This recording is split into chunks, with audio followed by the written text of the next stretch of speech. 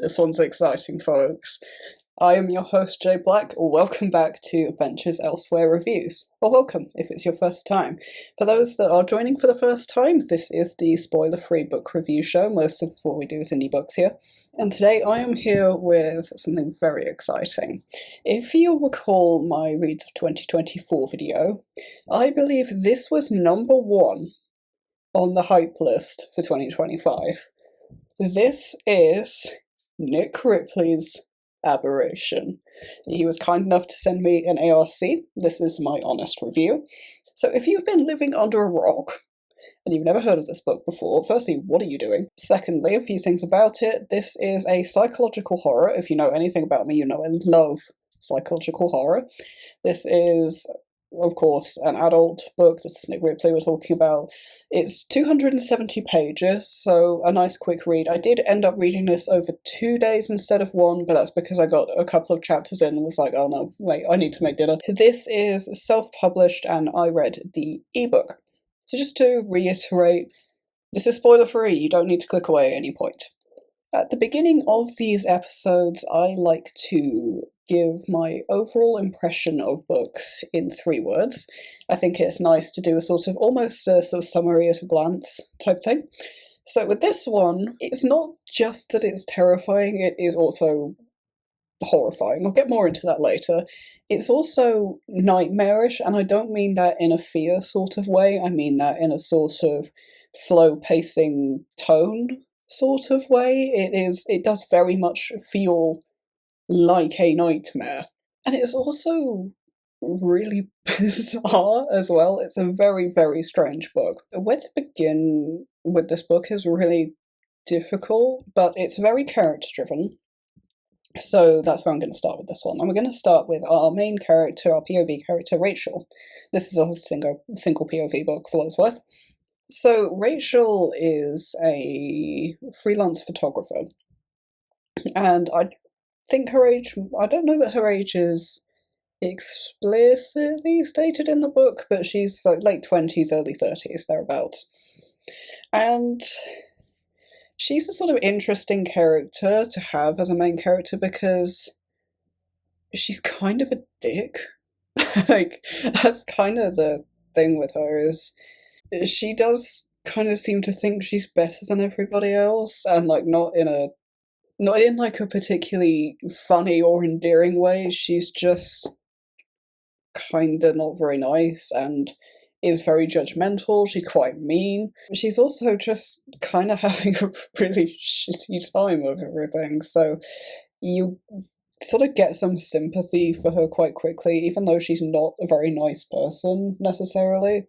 She's very engaging, and I'm trying to do this without sort of getting too ahead of myself, but she's a very good storyteller, I guess, is the best way of putting it. I think a lot of the sympathy for Rachel just comes from the sort of situation she ends up being in, because for all her flaws, she is a very strong character, and she's a strong personality, and what happens to her is quite sort of difficult to watch, and it starts happening really quickly, and even so, like, she just doesn't deserve a lot of what she's gone through in backstory. It's pretty grim. This whole book is pretty grim. We'll get more onto that later, though.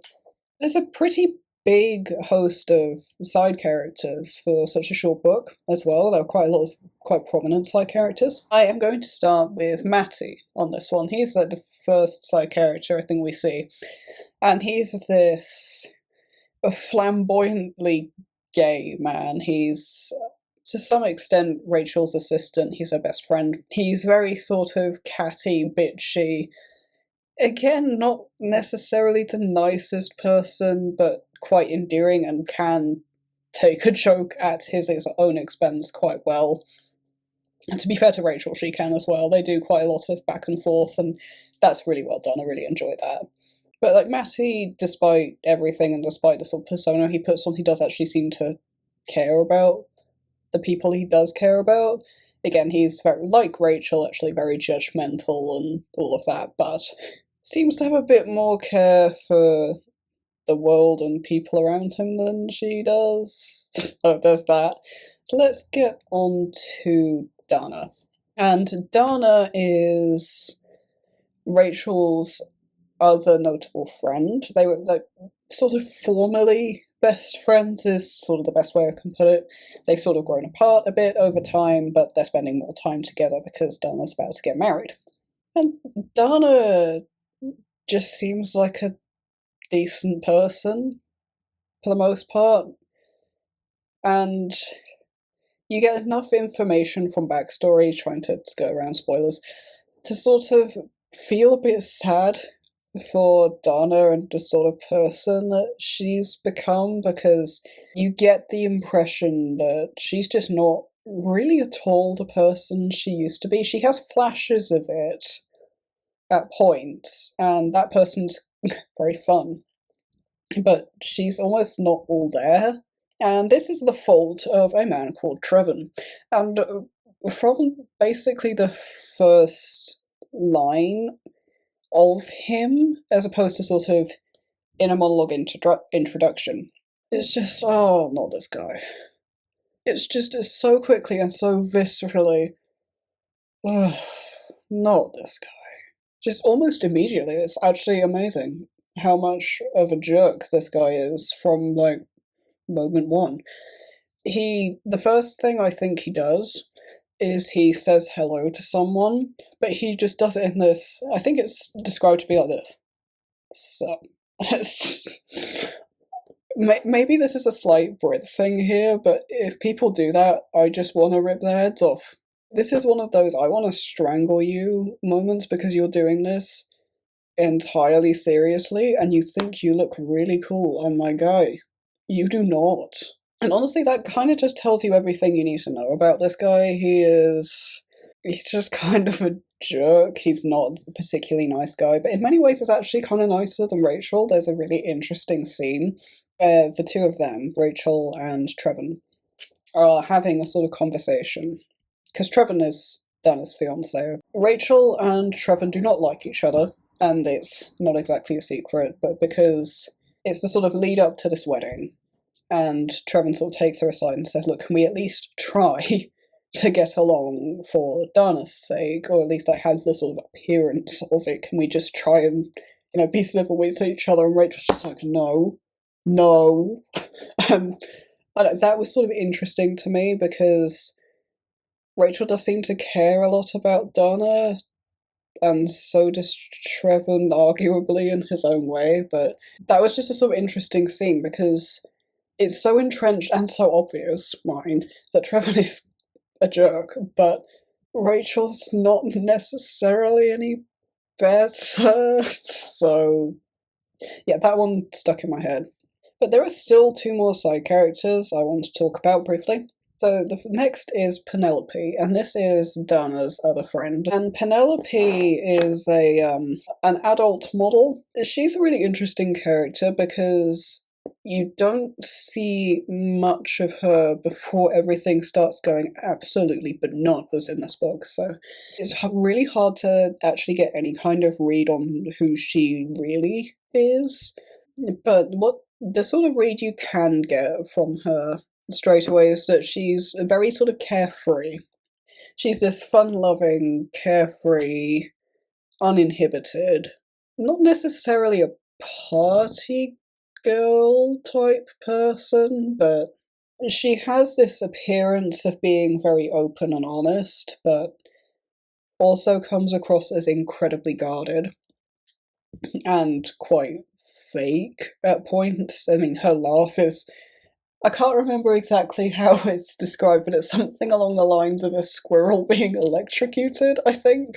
So you kind of get this idea that she's not necessarily at all who she says she is, but you just don't see her for long enough before everything gets really weird to be able to tell.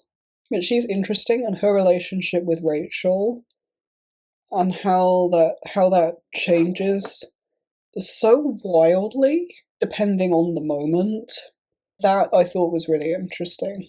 And last but certainly not least, there's Jennings. Yeah, there certainly is Jennings. Jennings is this older woman. I don't think her age is explicit. Rachel is very judgmental about her age and assumes something based off that, but I don't really know how much you can read into that. She's a retired woman, and she is potentially completely off her rocker, or potentially the only person who has a clue what's going on, and I really just don't know which one of those it is. She does come across as this unhinged, for want of better phrasing, sort of raving lunatic.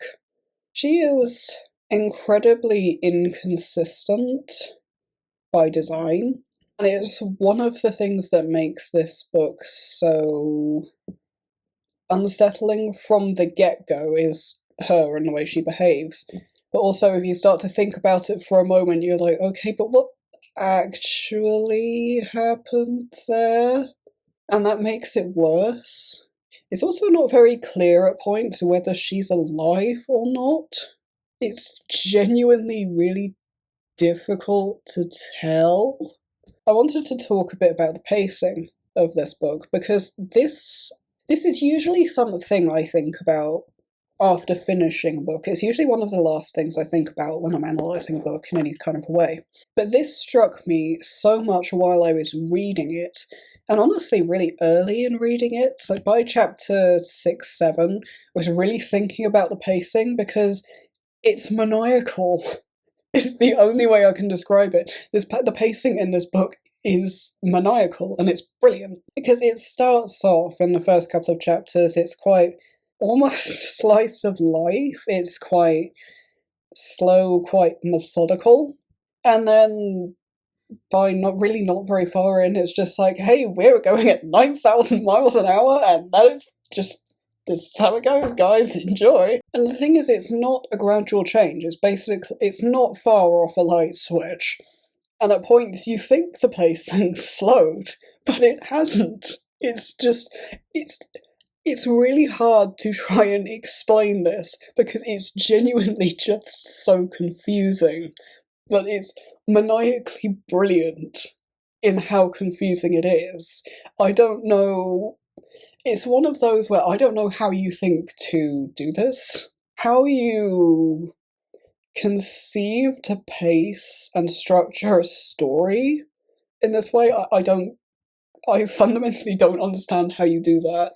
And I guess the sort of segue into this is to talk about the writing quality. This is like prose quality and all those sorts of things. I've already sort of hinted at this. Like, it's stunning is the word I have on the board. It's the writing quality and all the little details. There's a thing, and I never know how to say this word. Is it preface? That's what I'm going with. There's a whole thing about, the details are all there for a reason. But you don't need to be told that. You really don't. It's very clear that every single word is very intentionally placed. And what that does, I mean, I love stuff like that, when a writer really takes real care with the prose in that sort of a way. Like little bits of repetition and all of those sorts of things, it all just adds up. It really adds up in this book. And so by the opening paragraphs of chapter 3, you get that, oh crap, I'm reading a masterpiece moment. You really do. It's so obvious so early, because these are short chapters as well. It's 10-15 pages a chapter in Apple Books at least. So what I'm telling you basically is that by page 20 odd, you'll be going, oh crikey, this is one of the best books I'm ever going to read. So in terms of themes in this book, it's really difficult to talk about the themes in this one without spoilers, and I'm pretty sure I didn't pick up on everything on this one. The very obvious one from the beginning is depression, and how that can affect people, sort of depression and grief, I guess. And the way that depression is written, it's done very well. It's done very carefully, but almost comes across as callous. It's difficult, again, to describe that. But the phrasing it makes so much sense as someone who has lived it, and I really appreciate that, in the sense that it's not very deliberately careful and very deliberately treating things with respect. It's sort of, it does that, but it's also very normal, and I really like that. I mean, broadly as well, just in more general terms, there is a big mental health theme in this book. Like, that's just very, very ever present, and mental health and sanity and what's real and what's not. I suspect there are hints at other. I don't particularly like the words condition or disorders here, neither really feel that appropriate, but I don't really know what else to use. I suspect there are hints there that I don't necessarily get because I think it's very much a sort of almost a lived experience. I could be talking out my armpit, but that was the impression I got.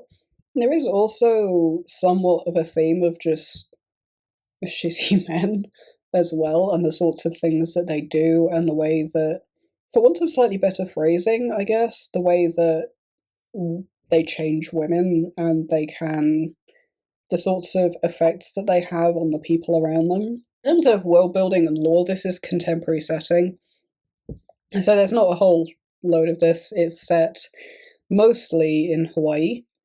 There is also, in the early stages, I believe it's LA. There's a few chapters in LA, but it's mostly set in Hawaii, and it's very beautiful, and there's lots of very nice descriptions of flowers, but there's also the main sort of lore point in this book is the red. And what the red is segueing into the sort of puzzles in this book. What the red is extremely unclear by design. It's nigh on impossible to really figure out whether the red is some kind of supernatural entity in the sort of vein of ghost, spirit, some kind of malevolent god, or non-existent completely, or somewhere in between any of those things. It's incredibly difficult to tell.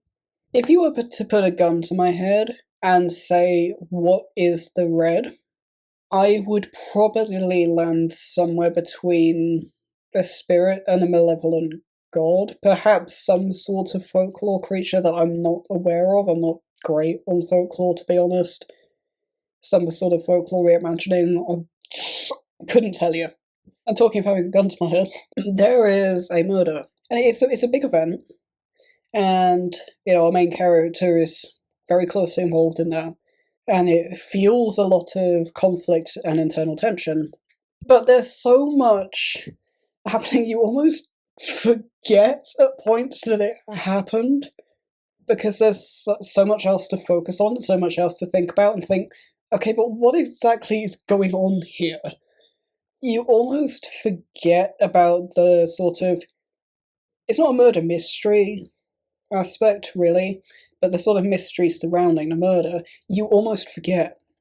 And this was a really weird experience, because whenever there's something like this about, oh, who killed so-and-so, I've read a lot of horror, a lot of mystery, a lot of all these sorts of things in my time, I always try and work it out. I almost sort of didn't do that. I sort of forgot to do that. And there's a very specific scene towards the end where it's like, oh, of course. Like, of course people are thinking this.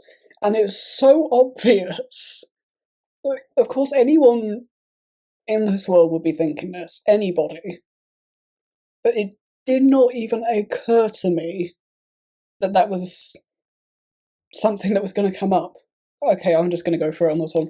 I was so convinced that we had hopped enough timelines that it sort of couldn't happen. In terms of what on earth is happening in this book, the reason it's so difficult is because there are so many events that almost seem repeated, but not quite. And there are moments where the character is notably asleep, notably having nightmares, and it's really hard to tell at points where nightmares end, and it gets you questioning, actually, did that happen, or was that a part of the nightmare that was incredibly lucid or incredibly immersive? Is there a time loop? I was convinced for a decent amount of the book that there was a time loop. I'm still not. I haven't been convinced that there isn't, and or that there was some kind of alternative timeline hopping. And I feel like, as of right now, I could make a very strong case for any and all of those things, individually or combined. And I could try and explain this as any one or combination of those three. I don't think any of them would suffice. Those are the sorts of things my brain was going to. Particularly late on, there was one moment where I was fully convinced that there must have been a timeline hop. When you read the epilogue, some of the puzzle elements start to make some amount of sense, but not enough for me to rule out really anything.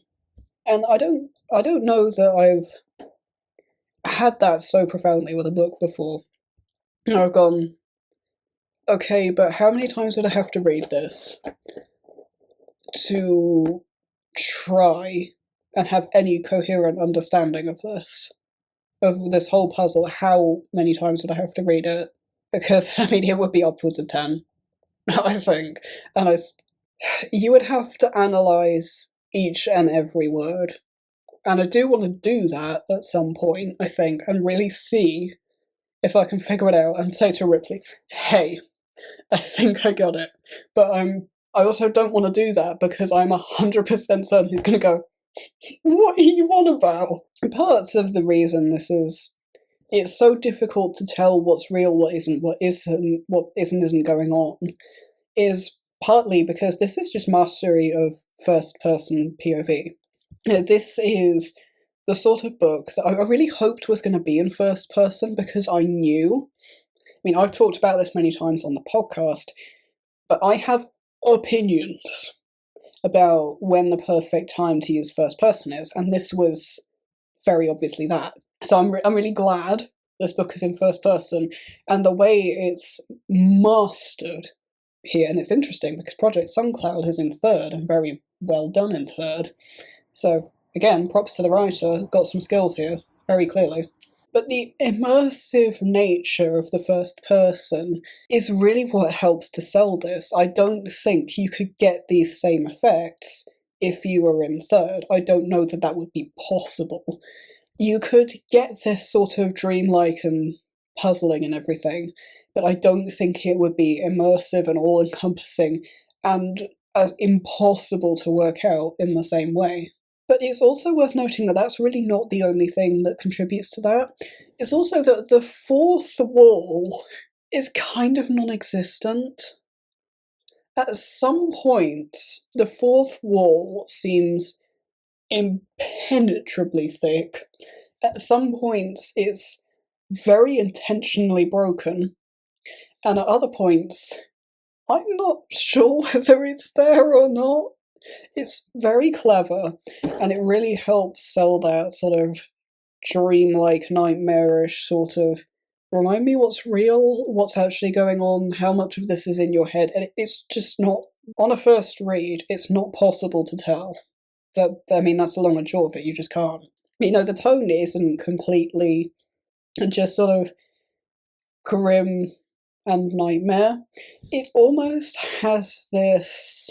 It's sort of weird to say this about a book that goes to such length to describe colours, but it almost has this sunshine noir type vibe to it. I mean, you have this very sort of grim and hopeless, but sunshine. I don't know fully how to describe it, but it's a bit like The Ocean Hugs Hard, late chapters. If you've read that, it has some amount of similarity in the more lucid, theoretically, moments.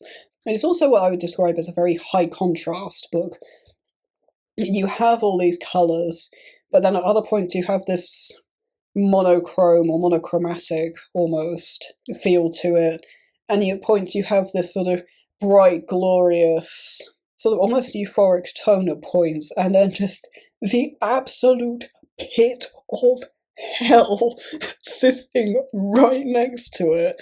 And again, it has this sort of nightmare whiplash to it, where you're like, I thought I was out of the nightmare, I thought I was in a different dream by now. Guess not. I mean, this is the point where I'm going to talk about some of my favourite moments in the book again, spoiler free. And again, I could just talk about the entire book in this section. I could just say, this is brilliant, that's brilliant, that's brilliant. I'm not going to do that in the interest of this episode not being 10 hours long. All the sort of time loop type scenes where there's some amount of repetition, but something is very obviously different, but also not. I really like that. That's sort of interesting in a psych horror, because that's not necessarily what I'm used to in psych horror. There's a moment where a character very suddenly and very potently is gone. And that moment is so unsettling when you're already late in this book, and it's already unsettling, already horrifying and genuinely terrifying, and then you have this on top and you're just like, where does it end?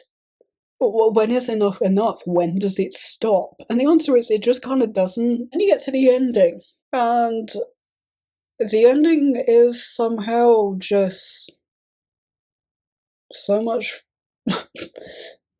I don't know how to begin describing the ending, because it's so abstractly grounded. It starts to make sense only for the rug to be completely pulled out from under your feet by the epilogue, and then you think, oh no, okay. It's just one of those. The ending and the epilogue, they're both amazing in their own right, but together, just sat there afterwards like this, like, okay, so there's just no part of this I've been correct about. That's all.